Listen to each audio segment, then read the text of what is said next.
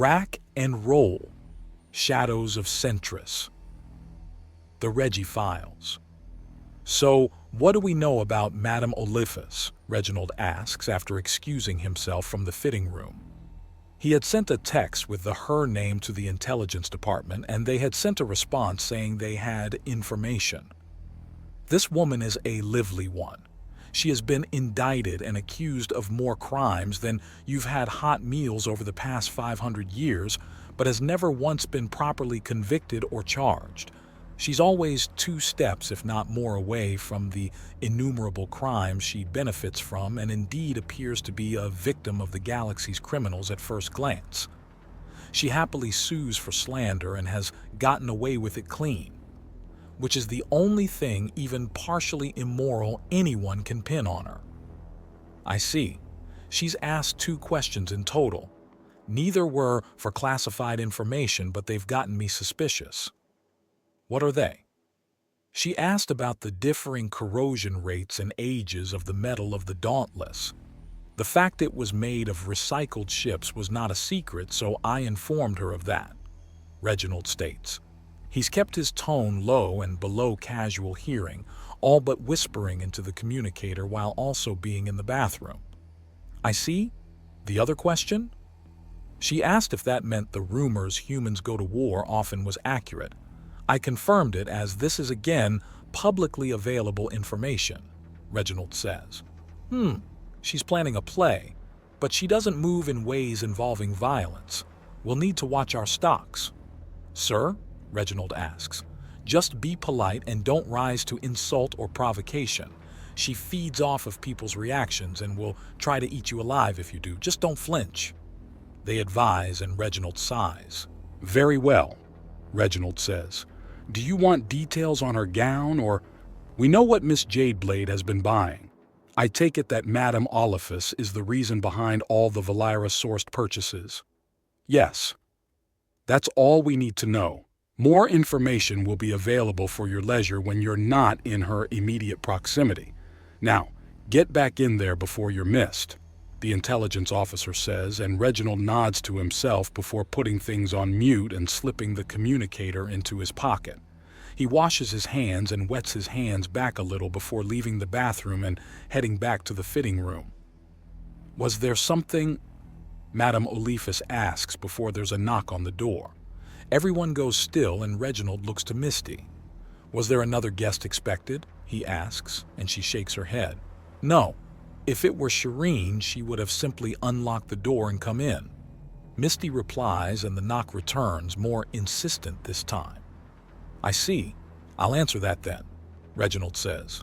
Be safe, Madame Olfus says, and Reginald puts that down to memory. As he crosses the apartment, he primes the axiom around his hand and pulls it in to prepare for a sudden fight.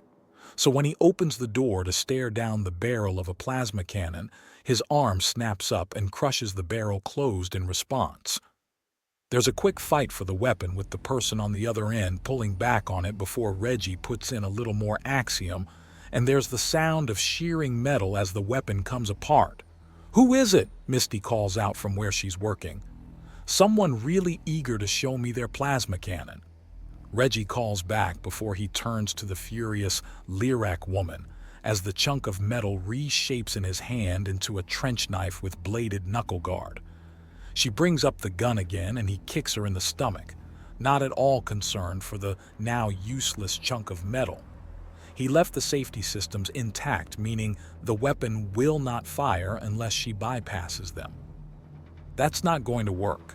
Now, why did you think putting a plasma cannon in my face was a good idea?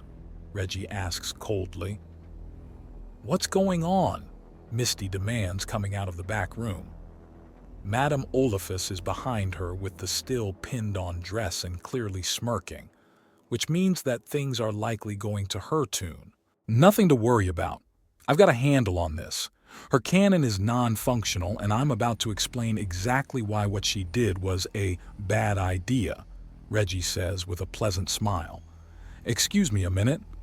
He steps out of Misty's studio/gallery/apartment and closes the door behind him while forcing back the Lyrak. He then gives the girl his fiercest glare and she pauses. Are you insane or stupid? What? She asks, and he groans in frustration. Let me guess. Olfus did something to you or someone you love and you're looking to take a piece of her right? Reggie asks. Yes? She asks, and he sighs. And you thought that showing up with a weapon was the answer to your problems? He asks, and she nods again. Not smart. Going after someone rich and powerful without a plan just ends up with you dead on the floor. Sometimes worse things happens. Worse? Dead is over fast. You could be left alive, imprisoned, drowning in debt and demonized, forced to live with the consequences, forced to change your name and pretend to be someone else because whoever you are now is suddenly labeled as public enemy number one. It goes on and can get worse, Reggie says, and the Lyrak woman flinches. I didn't think of that. I just thought, what's with the galaxy and running off half-cocked? Hey, I'm not even 100 yet, give me a break. What's half-cocked mean anyways? It means without a plan or without thinking things through. Then I'm still not even 100 yet, she protests, and he groans into his hands. How old are you? He asks in a strained tone. 73? She more asks than answers, clearly wondering where he's going with this. And what, do you still live with your parents? Reggie asks the idiot child older than he is. Not anymore, she says bitterly, and he groans in frustration. So what happened? Where did you get the weapon and what made you angry enough to kill? Reggie asks, trying to get a good grasp of the situation. I don't want her dead. I wanted her too scared to go to Valira. Are you 70 or 7? A plasma cannon is a dangerous, lethal weapon. You don't pull one out unless you're intending to kill someone. No, I just wanted to scare her off. She's ruining Valira, the lyric protests. How? Reggie demands in a baffled tone. From the look of the gown, she wasn't so much Valira's enemy as its biggest fan, or at the very least a dedicated customer. She put my parents out of business. They ran their restaurant my entire life, and because of her, they had to sell it all. The Lyrak complains, and Reggie considers. A hostile takeover of a mom and pop's restaurant? That's it? He feels himself give an eye roll and turns it into a scan of the immediate area. There's something up with the top of the door frame. Has she done something illegal? My mothers say that just smacking down a store like the one they did has to be illegal, the Lyrak says, and Reggie holds back a sigh and instead reaches up and then uses some axiom to brush off whatever the thing is. A tiny black device with a lens falls into his hand. He finds an off switch and pockets it.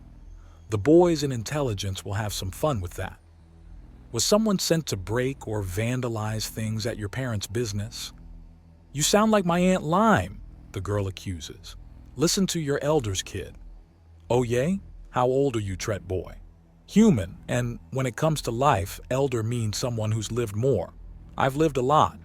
Oh yay? What's the worst thing that happened to you, huh? You're a boy. Boys don't have those kinds of problems. On Earth they do. But how about losing both my parents when I was in my mid-20s thanks to a sickness my family is genetically prone to? He asks, and she stares at him. Not enough? One of my last living family members, my brother, took it so badly they started taking drugs and fell into a spiral that left him on the street and mentally deranged. That's not enough? I then got an early onset of the same disease that claimed my parents. As I was in cruel space at time, there were no rejuvenating comas for me or my brother. So I just had to live with the available surgery, which was to amputate the organs the disease manifested in. But you see, that didn't come for free. It left me with a fairly big hospital bill, one that I spent a few years paying off. This made life that much harder. I can keep going, but I think you get the point. Now, what did Madame Olfus actually do to you? She, Reggie leans in. I what? Madame Olfus says, opening the door with a smile. The Lyrac brings up the non-functional plasma cannon and Reggie is already pulling it down. Stop being stupid. Reggie snarls before grabbing the rest of the plasma gun and breaking it apart into scrap pieces with a surge of axiom. Please stop smirking at your mess following you. My mess? Madame Olfus asks in an amused tone. Never mind, Reggie says before pulling out his communicator. Yes, hello. I have an idiot that needs a pickup and a talking to by either a psychiatrist or a police officer. I'm not sure which. Profile? Lyrac female, Valera native, 73 going on 17 with the maturity of a 7-year-old. Name is, excuse me, Reggie says before pulling the communicator away and looking right at her. What's your name? What? The Lyrac asks. Your name? I assume you have a name, Reggie asks her crossly. She says, staring at Madame Olfus. Madam, we're not quite finished your fitting yet, Misty says, and Madame Olfus closes the door. Reggie gives the Lyrac a look and she interprets it correctly. I'm Belle. The Lyrac finally introduces herself. And how did you find Madame Olfus? I've been following her social media, using it to keep track of her, and she was bragging about this new up-and-comer Misty Jadeblade. So I waited until she said she was ready for her fitting and then came in. And your last name? That is my last name. Your first name, then? I don't know you that well, she protests, and he realizes he's butting up against a child following a culture she barely understands. What do these people do with this much time? All right, her name is Belle. That's the family name, as she's apparently part of a culture that doesn't give out personal names. Reggie says back into the communicator.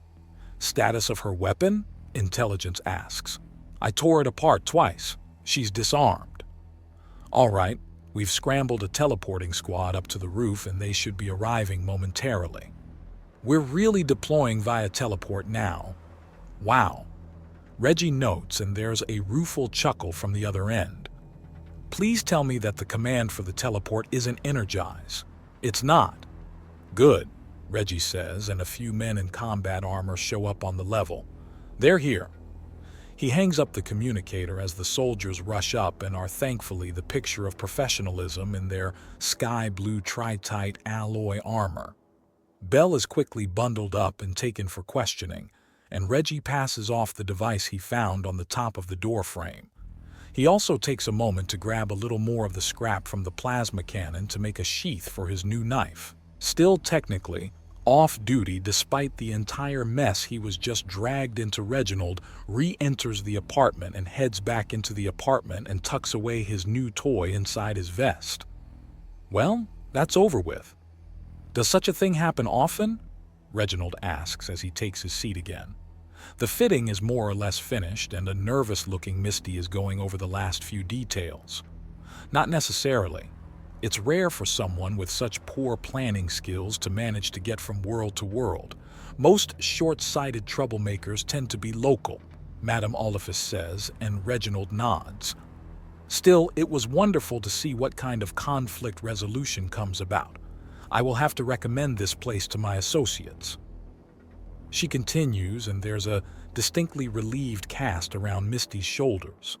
With that, things are pretty much over and Madame Olfus leaves, happy with her fitting and very much looking forward to the dress.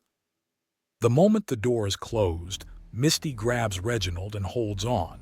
Yeah, that woman's trouble. A lot of it, Reginald says as he returns the embrace with little comforting circles on her back. I was so worried. I've had clients in bad positions before, but never one where someone showed up at my door with a weapon. It's okay. I dealt with the weapon and you dealt with the client. We're a team, right? We're supposed to help each other. Thank you.